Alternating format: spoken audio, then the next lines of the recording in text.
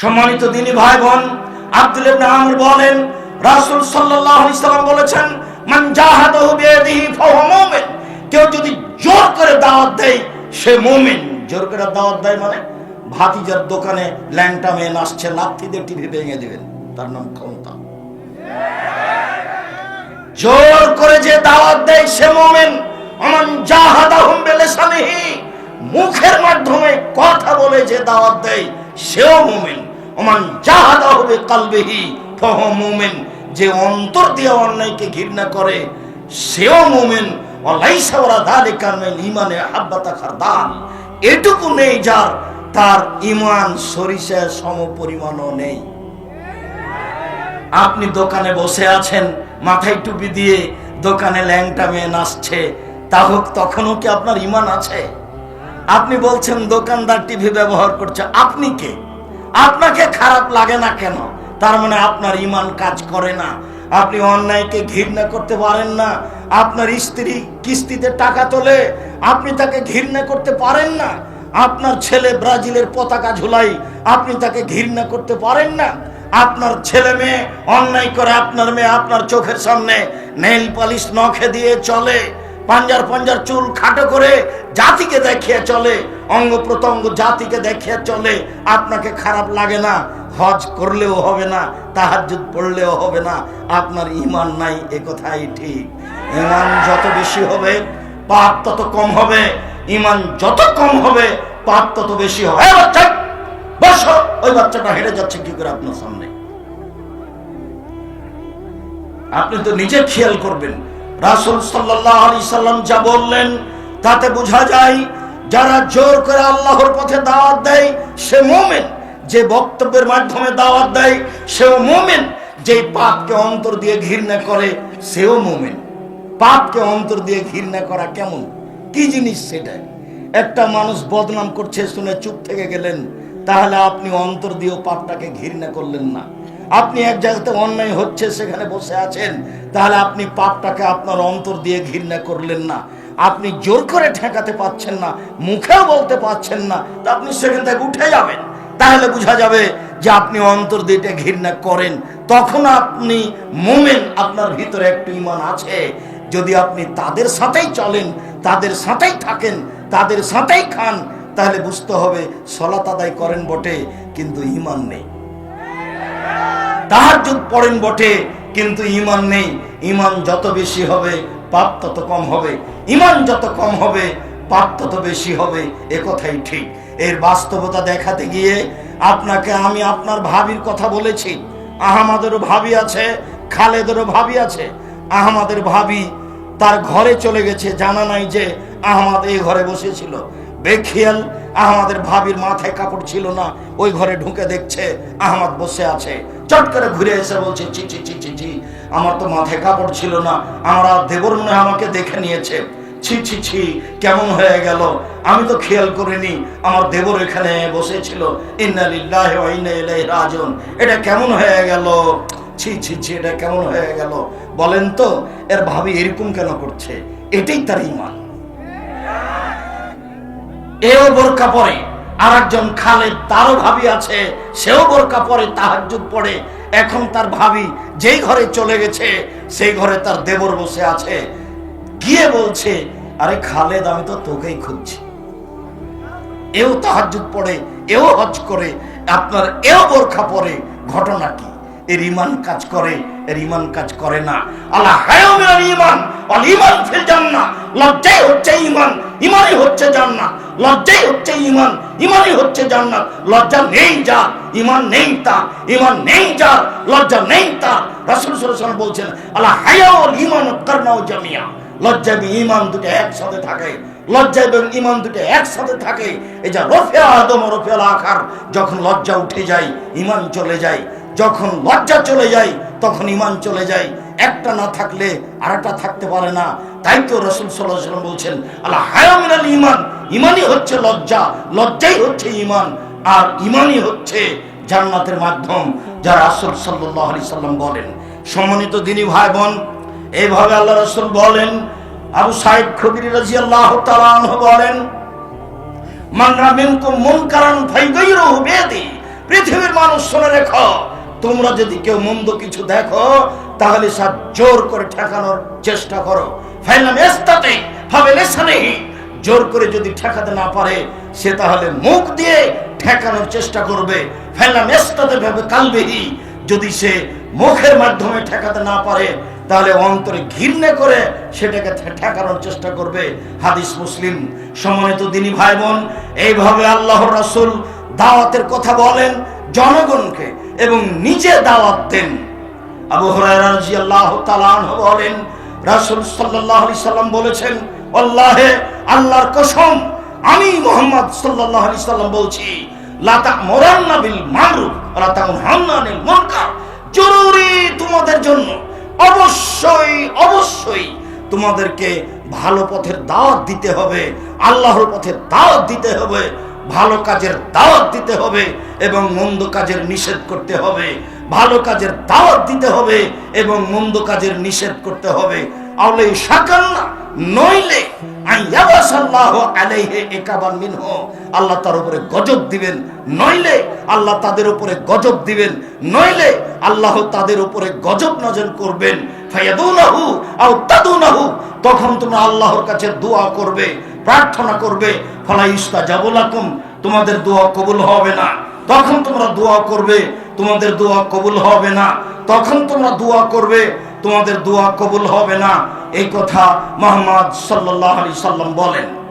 আবু হুরায়রা রাদিয়াল্লাহু তাআলা আনহু বলেন, রাসূল সাল্লাল্লাহু আলাইহি ওয়াসাল্লাম বলেছেন, মা মিন রাজুলিন ইয়াকুনু ফি কওমিন ওয়া ফিহা বিল ইউসা, এমন একটা লোক একটা এলাকায় বসবাস করে যেখানে অন্যায় হয়, এমন একটা লোক এক এলাকায় বসবাস করে সেখানে অন্যায় হয়, ওয়া ইয়াকদিরু, সে সক্ষম, আইয়ুগাইরা, সেটাকে পরিবর্তন করতে পারবে, সে সক্ষম, সেটাকে পরিবর্তন করতে পারবে।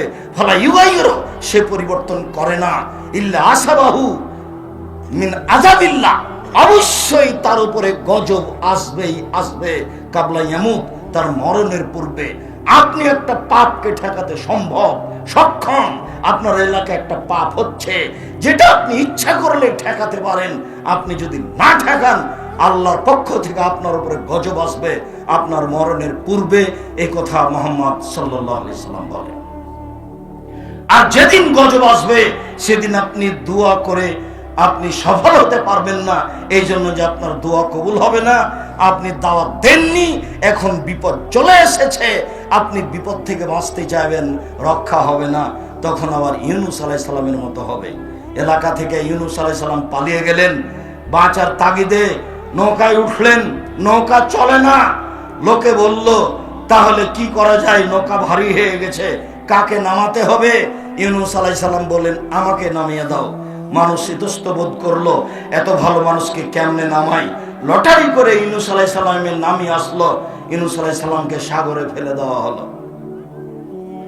ইউনূস আলাইহিস সালামকে সাগরে ফেলে দেওয়া হলো। দাওয়াতি কাজ ছেড়ে একজন নবী পালিয়ে যাচ্ছিলেন। এবার তিনি তিনটা অন্ধকারের মধ্যে পড়লেন। ঘটনা ছিল রাতে, ঘটনা হলো মাছের পেটে, ঘটনা হলো সাগরের পানির নিচে। সাগরের পানির নিচে এক অন্ধকার, তারপরে মাছের পেট এক অন্ধকার, আর ঘটনা ছিল রাত। এ অন্ধকার, তিন অন্ধকারে পড়ে বিপদে পড়ে ইউনূস আলাইহিস সালাম বললেন, লা ইলাহা ইল্লা আনতা সুবহানাকা ইন্নী কুনতু মিনাজ জালিমিন। এই ডাক সপ্তম আকাশে গিয়ে লাগলো। আল্লাহ বললেন, ঠিক আছে, তুমি তিন অন্ধকারে পড়ে যখন আমাকে ডাক দিয়েছ, আমি বলছি শোনো, আমি তোমার ডাকে সাড়া দিলাম, আমি তোমাকে বিপদ থেকে বাঁচিয়ে দিলাম। মাছ, তুমি যাও, তোমার মুখ থেকে তাকে সাগরের পাড়ে বের করে ফেলে দাও। সম্মানিত দিনী ভাই বোন, শুধু তাই নয়, আল্লাহ তাআলা বলছেন, পৃথিবীর যে কোনো মানুষ যে কোনো বিপদে, পৃথিবীর যে কোনো পুরুষ যে কোনো নারী যে কোনো বিপদে বলবে, লা ইলাহা ইল্লা আনতা সুবহানাকা ইন্নী কুনতু মিনাজ জালিমিন, আল্লাহ তাকে সেই বিপদ থেকে রক্ষা করবেন। এ কথা আল্লাহ বলেন, এ কথা নবী বলেন, এ কথা আল্লাহ বলেন, এ কথা নবী বলেন। সম্মানিত দিনী ভাই বোন, আমরা সংক্ষিপ্তভাবে আল্লাহর পথে দাওয়াত দিতে হবে এই কথাটা বলছিলাম। এবার একটু বলি, যারা আল্লাহর পথে দাওয়াত দেয় তারা কেমন। আল্লাহ তাআলা বলেন, ওমান আহসানু ক্বালাম মিম্মান দাআ ইলাল্লাহ ওয়া আমিলা সালিহান ওয়া ক্বালা ইন্নানি মিনাল মুসলিমিন ওর চেয়ে ভালো মানুষ কে হতে পারে যে আল্লাহর পথে দাওয়াত দেয়? ওর চেয়ে ভালো মানুষ কে হতে পারে যে আল্লাহর পথে দাওয়াত দেয়? এক, সৎ আমল করে। দুই, এবং নিজেকে বলে মুসলিম। বর্তমান যুগে যারা দাওয়াত দিচ্ছে তারা সৎ আমল করার মতো সুযোগ পায় না। অনেকেই করতে চায় না, অনেকেই করতেই পারে না। আমি এর বাস্তবদর্শী, যেটা আমি দেখতে পাচ্ছি। ও তো ব্যস্ত থাকে যাতায়াত নিয়ে, ও তো ব্যস্ত থাকে টাকা পয়সা নিয়ে, ও তো ব্যস্ত থাকে খাওয়া নিয়ে। ও আমল করবে কি? আল্লাহ তাআলা বলছেন যে আল্লাহর পথে দাওয়াত দিল, সৎ আমল করলো এবং নিজেকে মুসলিম মনে করলো, সেই পৃথিবীতে সবচেয়ে ভালো মানুষ। এ কথা আল্লাহ তাআলা বলেন।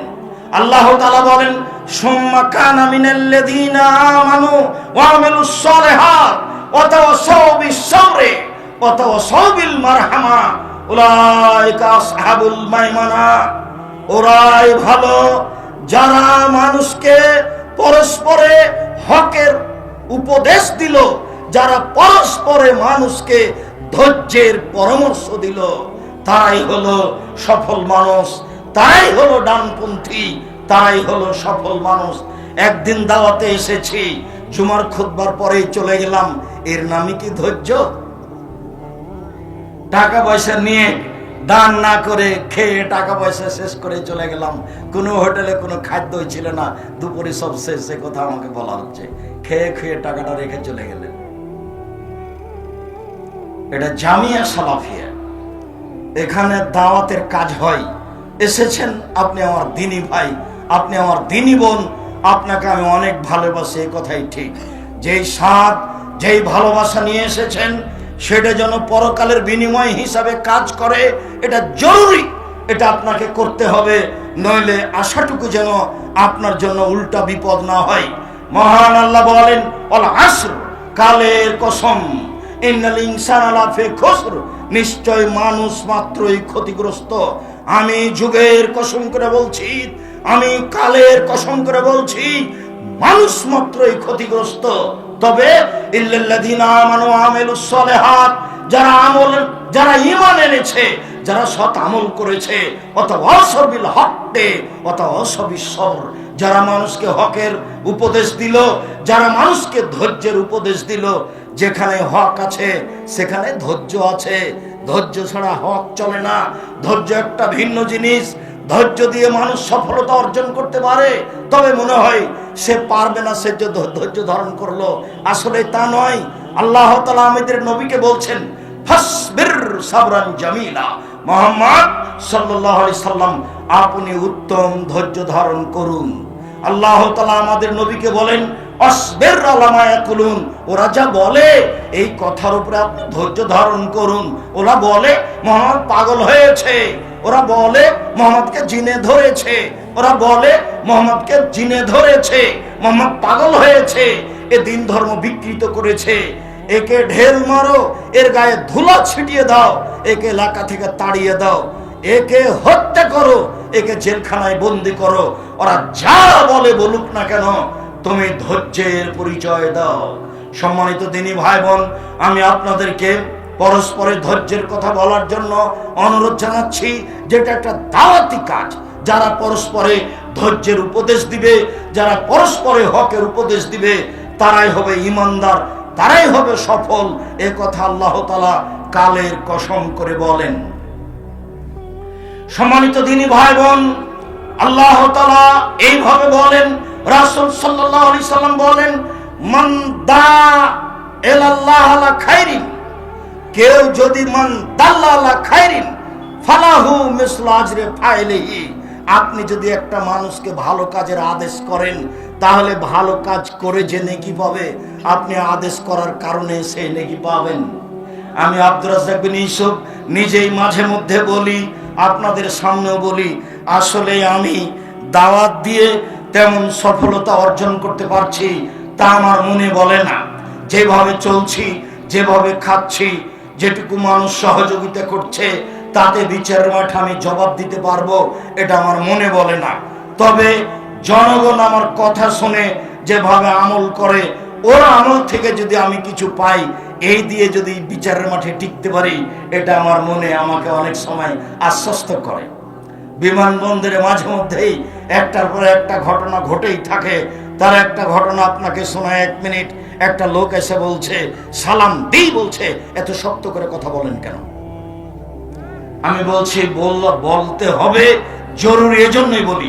যে না, নরম করে বললে হবে না, নরম করে বললে হবে না, না নরম করে বললে হবে, আপনি এত শক্ত করে বলবেন কেন?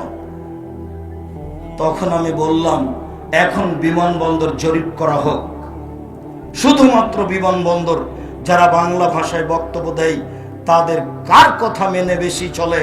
এতে যদি উপস্থিত আমি আগে না থাকি তাহলে আমি আর বক্তব্য দেব না কোনোদিন। তখনও বলছে, আসলে আপনার কথাতে আমি পরিবর্তন হয়েছি, আর কথা শক্ত ছিল সেজন্যই পরিবর্তন হয়েছি। আমার মনে বড় সাধ ছিল কোনোদিন দেখা হলে আপনি যেভাবে বক্তব্য দেন সেভাবে আপনাকে একটু উল্টা বলবো। বললাম, এ কথাটা বলছে সিলেট তার বাড়ি। বিমানবন্দর একদিন ঢুকছি আমি, তো আপনার ওই ভোলা জেলার এক মেয়ে আমি যেতেই চট করে দাঁড়িয়ে বলছে, আমি আপনাকে আমার জীবনের চেয়ে বেশি ভালোবাসি। অবাক কথা, তুমি মেয়ে মানুষ এভাবে ভালোবাসো মানে? আপনার বক্তব্যে আমি পরিবর্তন হয়েছি, আমি আধুনিক নই, অত্যাধুনিক ছিলাম, আপনার বক্তব্যে আমি পরিবর্তন হয়েছি। তখন আমি বলছি, এত শক্ত কথা তুমি শুনতে পারো?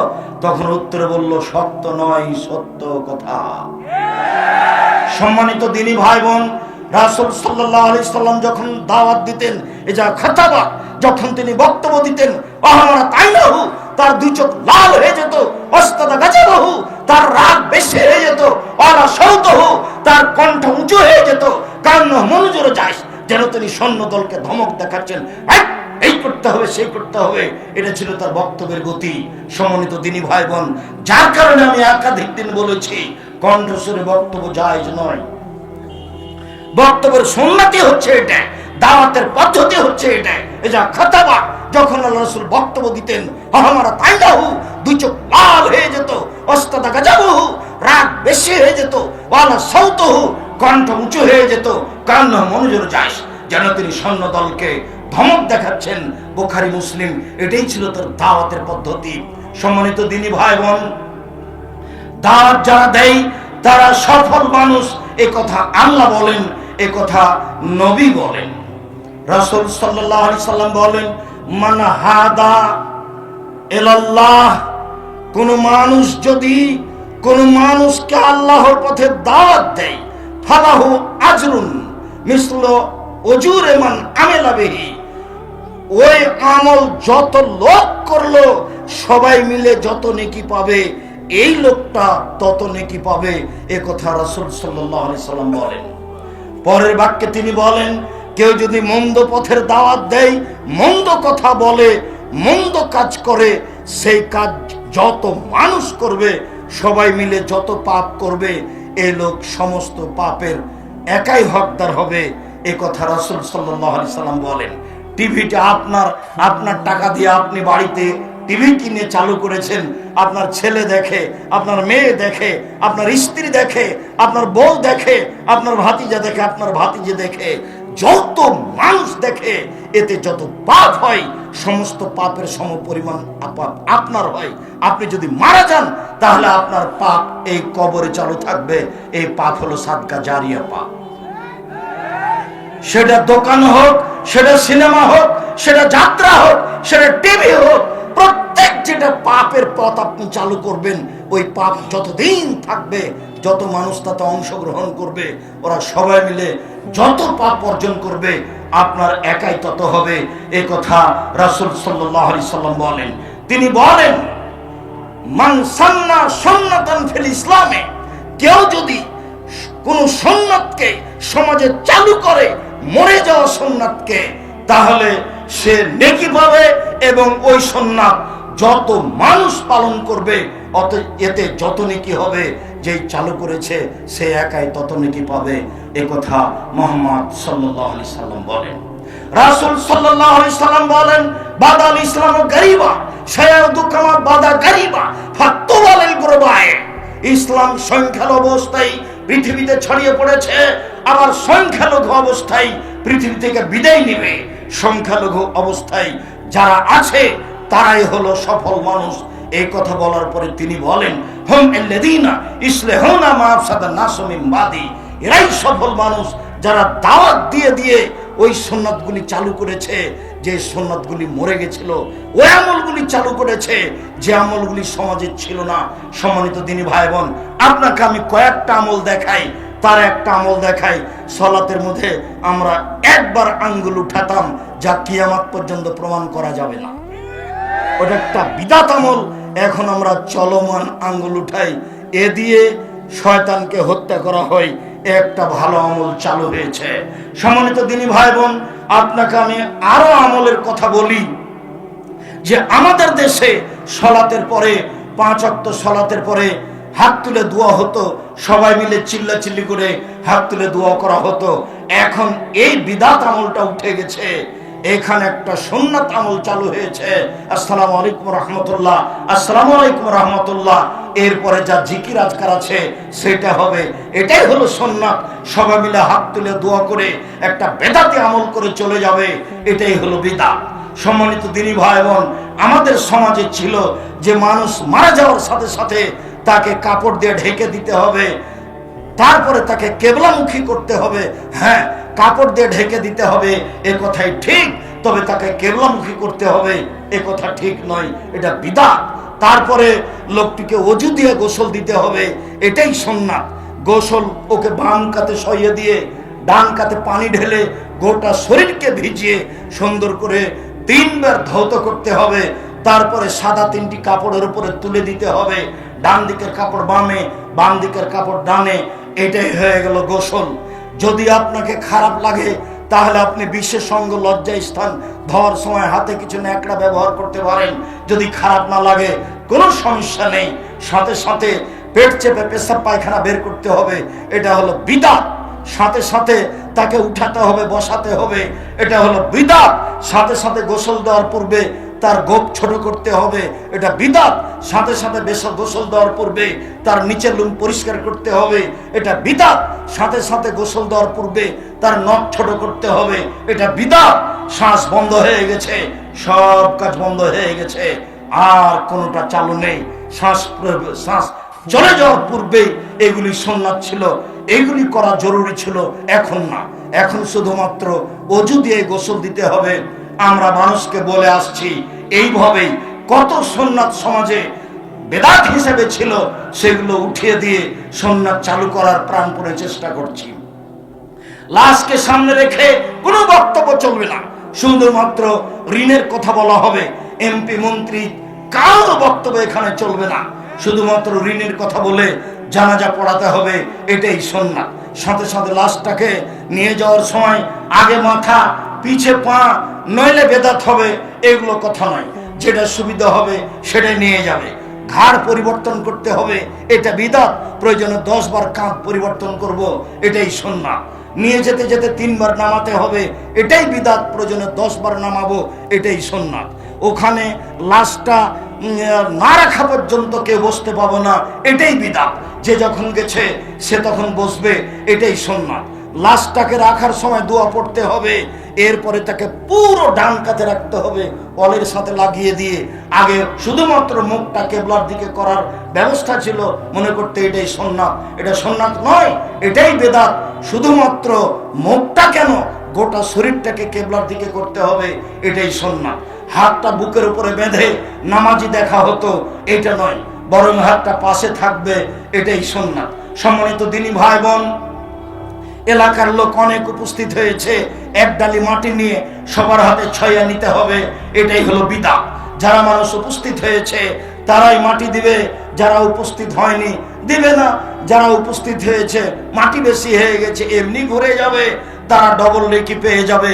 রাসূল সাল্লাল্লাহু আলাইহি ওয়াসাল্লাম বলেছেন, জানাজায় 1 কেরাত, মাটি দেওয়া পর্যন্ত 2 কেরাত, আপনি 2 কেরাত নেকি পেয়ে যাবেন। 1 কেরাত হলো উহুদ পাহাড়ের সমান। সম্মানিত দিনী ভাই বোন, এরপরে মাটি দিয়ে চলে যাবেন, দোয়া পড়ে আল্লাহুম্মা গফির লাহু ওয়া সাব্বিতহু, সুন্নাত।